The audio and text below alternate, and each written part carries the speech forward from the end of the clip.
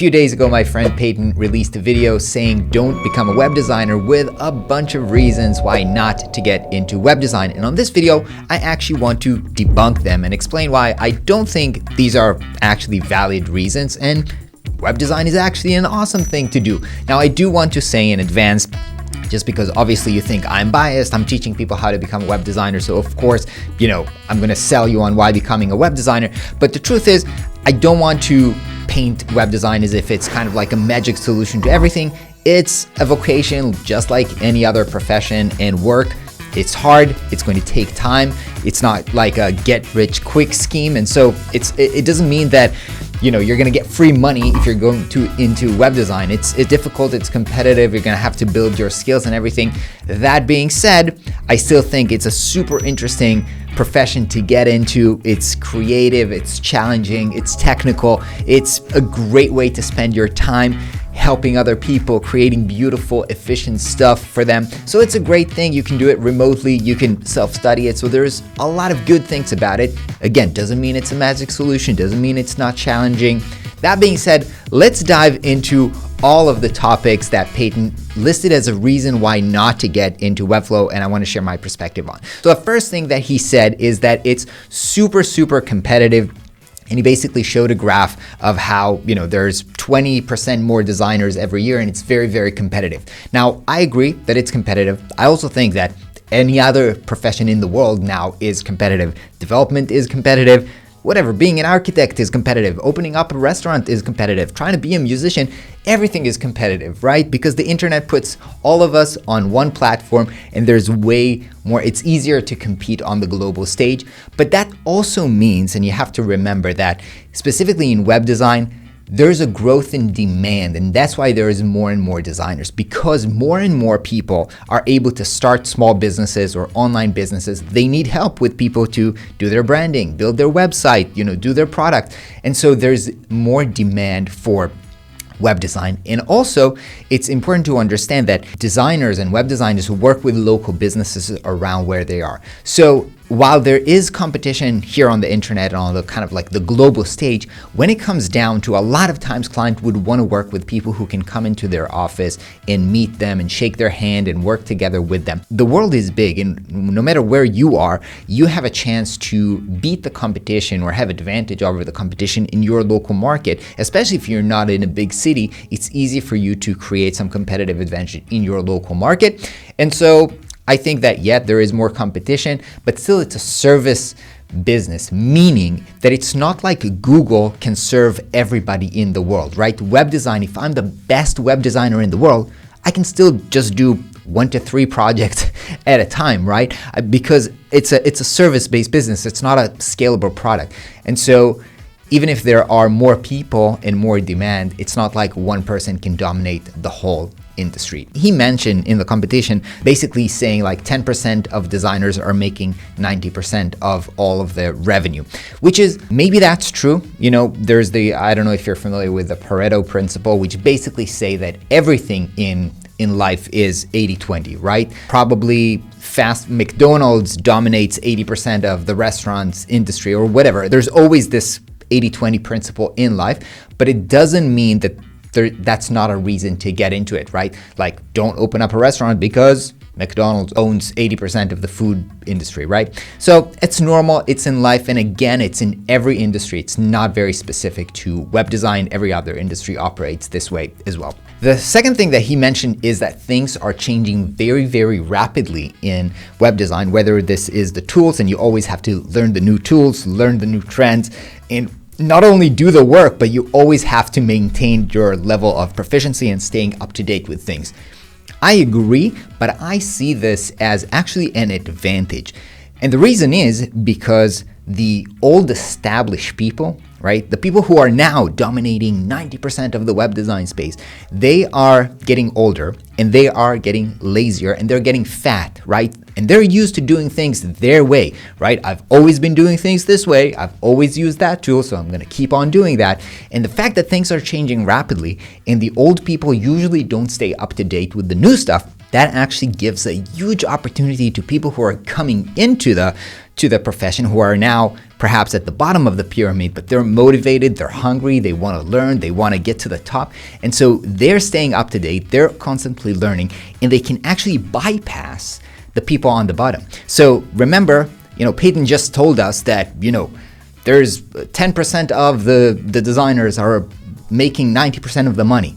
Yes, but it's constantly changing. It's constantly evolving. And so you have a chance to slip into that 10% if you're willing to work hard and learn and, be competitive and go with the rapid change in the industry and use it to your own advantage. All right, the next thing that he said is that designers are underpaid. He actually brought in the stat that designers are making 50 to 70K a year and stating that this means that they are underpaid. Now, I don't know, I'm not living in the US, I just Googled it, and I think that the minimum wage in the US is 15K a year, something like that. So if the minimum wage is 15K, I don't know how 50 to 70 is really underpaid. I just think that, the internet makes everybody look like, oh, everybody's making 6 figures, and maybe 6 figures is no longer enough. Maybe you need to make 7 figures. You need to be a millionaire. If you're not making $1 million, you're underpaid. People are, you should build your product, diversify your income streams because you're being ripped off. I don't think that's true. I think that so many people, I know our audience and students would love to have a fulfilling vacation where they can control their own time and the type of clients that they're working with, and they'll be happy making 70K a year where they can take care of their family and live the lifestyle that they want to live. And I also want to say that, as he just basically mentioned before, this is probably just the minimum, and just like anything in life, you can probably say that the minimum for people who are working in restaurants is bad, or maybe for architects is bad, or for marketers is bad, but people who are willing to put in the effort and work can have results that are above the average, right?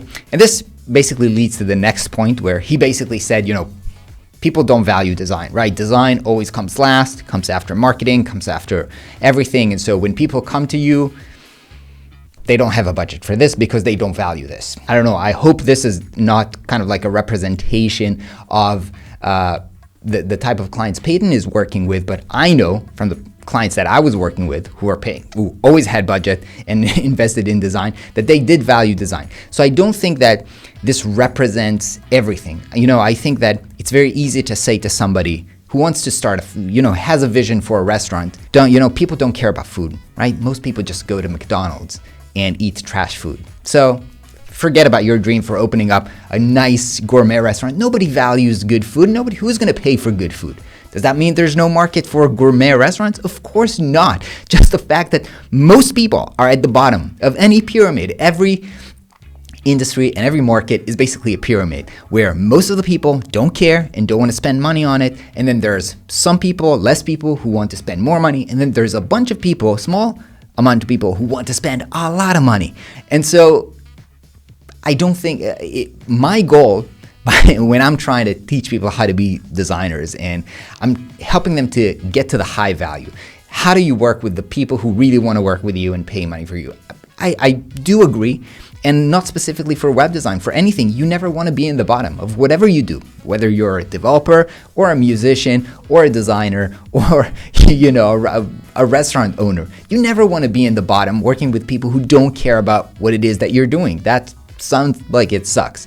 All right, so you always want to strive to be at the top and do very quality work for people who care about what you're doing. So to me, that means that this is a matter of you select the quality of the work that you do and the quality of the people you want to work with. Again, that's not easy, it's competitive, but at least that's what I'm aiming for. The next point was that talent doesn't always win, and some people are very talented at design, but that doesn't mean they'll be successful because people who are better at marketing and sales and that kind of stuff are getting the project. I actually agree with that point. I don't see it as a negative thing. I actually think that what people call design talent, or just, let's say, the ability to design good work, make it look pretty, make it, answer the brief, that's just part of the work.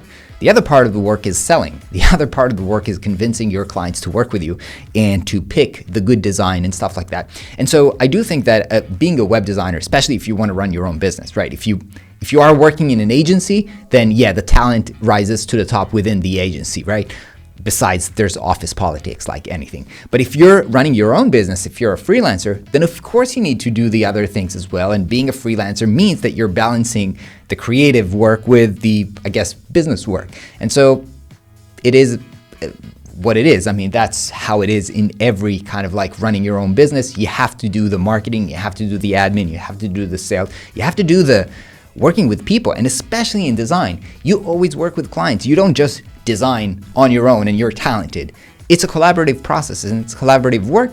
And so you need to know how to do that. And that's completely okay. I don't see it as a negative sign that hardworking people, talented people don't win. The last point was about AI and how that's going to change the industry. Now, I made a whole video about, I think, how AI is perhaps going to impact the design industry and whether it's going to take our job or not. And there's a bunch of comments that of people who don't agree with me, and that's completely fine. I want to share kind of like my bet about how things are going to look going forward.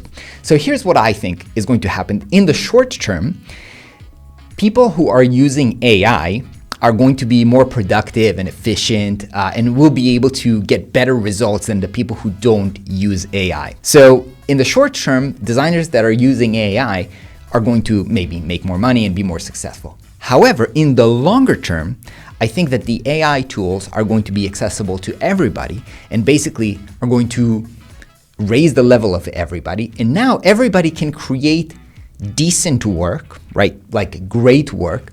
However, now we have a problem of, because everybody in the world is using AI, everything looks the same.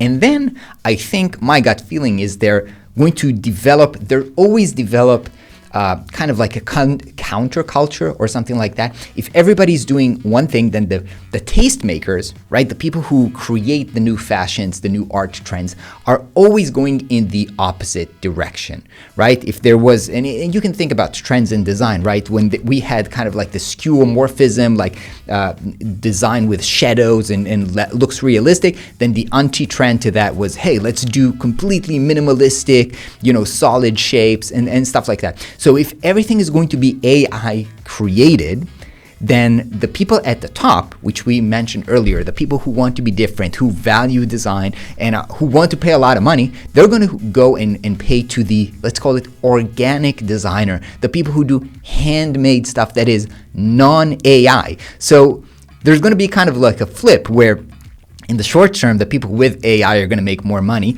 but as everybody gets AI and everybody knows how to use the tool, those who can do amazing work without AI, that is creative, that is different than what the AI can create, they're actually going to be at the top while everybody else is going to be basically doing kind of like templated work or just clicking buttons and the AI manufacturer stuff, while the people at the top are actually still creating good work.